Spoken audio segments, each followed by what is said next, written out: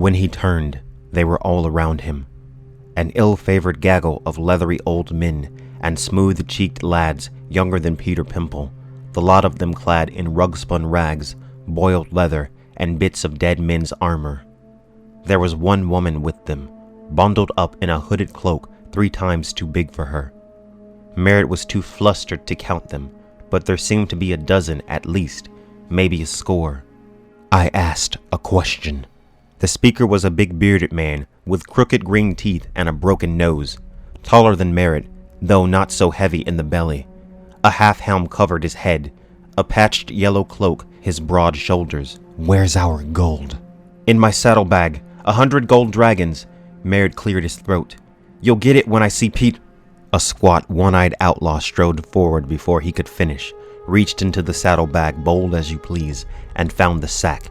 Merritt started to grab him, then thought better of it.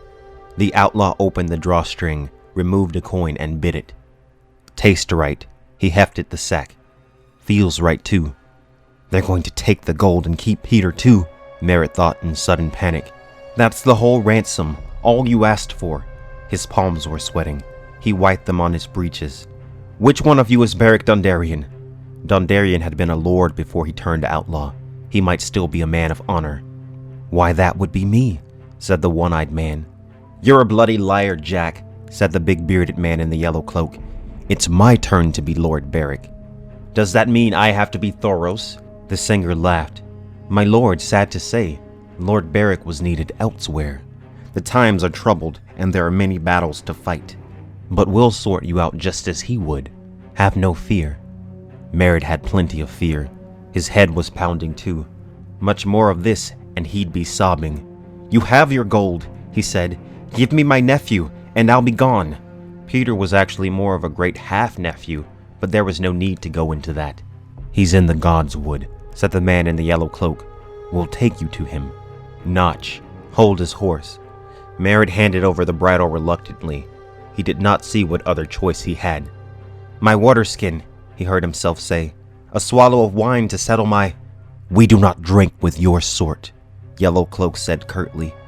This is the way. Follow me. Leaves crumpled beneath their hills, and every step of the way sent a spike of pain through Merritt's temple. They walked in silence, the wind gusting around them.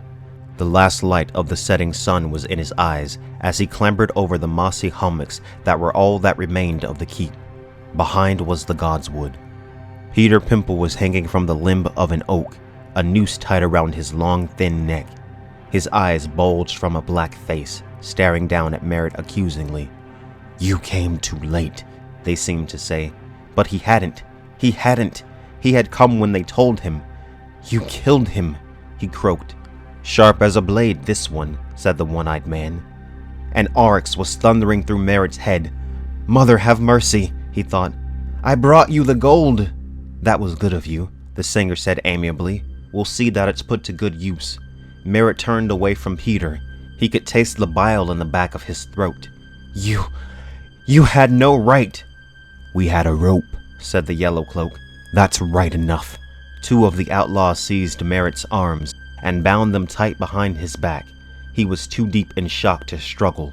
No, was all he could manage. I only came to ransom Peter. You said if you had the gold by sunset, he wouldn't be harmed. Well, said the singer, you've got us there, my lord. That was a lie of sorts, as it happens. The one-eyed outlaw came forward, with a long coil of hempen rope. He looped one end around Merritt's neck, pulled it tight, and tied a hard knot under his ear. The other end he threw over the limb of the oak. The big man in the yellow cloak caught it. What are you doing? Merritt knew how stupid this sounded, but he could not believe what was happening, even then. You'd never dare hang a fray. Yellow Cloak laughed. That other one, the pimply boy, he said the same thing. He doesn't mean it. He cannot mean it. My father will pay you. I'm worth a good ransom, more than Peter, twice as much. The singer sighed. Lord Walder might be half blind and gouty, but he's not so stupid as to snap at the same bait twice. Next time he'll send 100 swords instead of 100 dragons, I fear. He will! Merritt tried to sound stern, but his voice betrayed him. He'll send 1,000 swords and kill you all! He has to catch us first, The singer glanced up at poor Peter, and he can't hang us twice now, can he? He drew a melancholy air from the strings of his wood harp. Here now, don't soil yourself. All you need to do is answer me a question, and I'll tell them to let you go.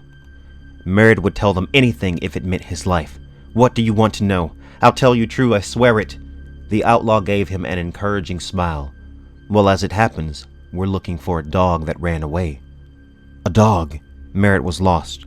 What kind of dog? He answers to the name Sandar Clegane. Thoreau says he was making for the twins. We found the ferryman who took him across the Trident, and the poor sod he robbed on the King's Road. Did you see him at the wedding, perchance? The Red Wedding? Merritt's skull felt as if it was about to split, but he did his best to recall. There had been so much confusion, but surely someone would have mentioned Joffrey's dog sniffing around at the twins. He wasn't in the castle, not at the main feast. He might have been at the bastard feast or in the camps, but no, someone would have said. He would have had a child with him, said the singer, a skinny girl about 10, or perhaps a boy the same age. I don't think so, said Merritt. Not that I knew. No? Ah, that's a pity. Well, up you go. No! Merritt squealed loudly. No, don't! I gave you your answer. You said you'd let me go. Seems to me that what I said was, I'd tell them to let you go. The singer looked at Yellowcloak. Lim, let him go. Go bugger yourself, the big outlaw replied brusquely. The singer gave Merritt a helpless shrug and began to play The Day They Hanged Black Robin. Please! The last of Merritt's courage was running down his leg. I have done you no harm. I brought you the gold, the way you said. I answered your question. I have children. That young wolf never will, said the one-eyed outlaw. Merritt could hardly think for the pounding in his head. He shamed us. The whole realm was laughing. We had to cleanse the stain on our honor. His father had said it all and more. Maybe so. What do a bunch of bloody peasants know about a lord's honor? Yellowcloak wrapped the end of the rope around his hand 3 times. We know some about murder, though. Not murder. His voice was shrill. It was vengeance. We had the right to our vengeance. It was war. Aegon, we called him. Jingle Bell. A poor lackwit never hurt anyone. Lady Stark cut his throat. We lost 100 men in the camps. Sir Garce Goodbrook, Kara's husband. Sir Tytos, Jared's son. Someone smashed his head with an axe. Stark's direwolf killed 4 of our wolf's hounds and tore the kennelmaster's arm off his shoulders, even after we filled him full of querbles.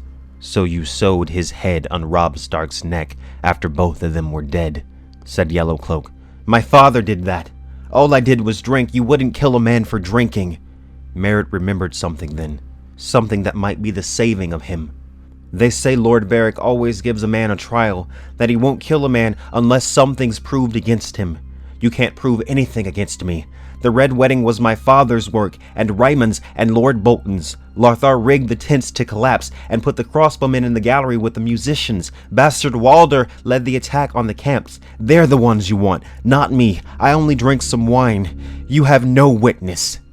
As it happens, you're wrong there. The singer turned to the hooded woman. My lady? The outlaws parted as she came forward, saying no word. When she lowered her hood, something tightened inside Merritt's chest, and for a moment he could not breathe. No, I saw her die. She was dead for a day and a night before they stripped her naked and threw her body in the river. Raymond opened her throat from ear to ear. She was dead. Her cloak and collar hid the gash his brother's blade had made, but her face was even worse than he remembered. The flesh had gone pudding soft in the water and turned the color of curdled milk. Half her hair was gone, and the rest had turned as white and brittle as a crone's. Beneath her ravaged scalp, her face was shredded skin and black blood where she had raked herself with her nails. But her eyes were the most terrible thing.